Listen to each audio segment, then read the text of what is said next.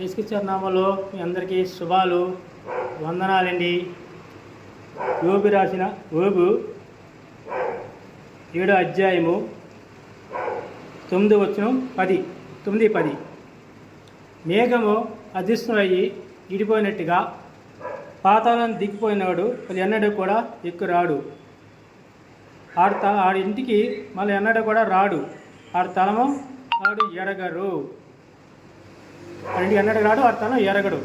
కానీ ఏం చెప్తారంటే సమాజంలో మనుషులు ఏమంటారంటే, మా అమ్మ పూరిగా చనిపోయినప్పుడు మా అమ్మ కానీ మా నాన్న కానీ మా నాన్న వచ్చాడు కళ్ళకి, మా అమ్మ కళ్ళకి వచ్చారు అని చెప్తారు. కానీ ఇక దేవుడు అని చెప్తుందంటే ఆడి తలం ఎరగడానికి ఇంటికి మళ్ళీ రాడని దేవుడు చెప్తున్నాడు. అది దేవుడు చెప్పిన సత్యం, మీరు చెప్పింది కూడా వాస్తవమే. ఏంటంటే మనిషికి ఒక్కసారి మనిషి ఒకటే జన్మ, 2 జన్మలు లేదు. ఈ లోపల కష్టాలు ఎక్కైపోయి మళ్ళీ ఉన్నవాడుగా పుట్టాలి, నేను పుట్టాలి అనుకుంటారు. మనిషిని ఒక జన్మే, 2 జన్మలు లేదు. మీకు వచ్చేది ఏంటంటే ఈ లోకంలో వాయుమని దురాత్మలు ఉన్నాయి. వాయుమని దురాత్మల సమూహము మీ భయపడి అడ్రస్ వాళ్ళకి తెలుసు.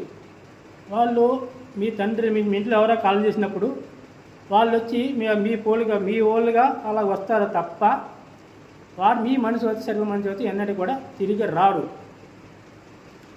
మొదటి కొరింథీ రాసిన పత్రిక 15వ అధ్యాయం 3-4 వస్తున్నారు. మన 3-4 నా శాపాల వల్ల నీ శాపాల వల్ల మన పాపాల నిమిత్తమై యేసువాడు చనిపోయి తిరిగి మళ్ళీ 3 రోజులు లేస్తున్నాడు. ఆయన లేఖనాలు ప్రకారంగానే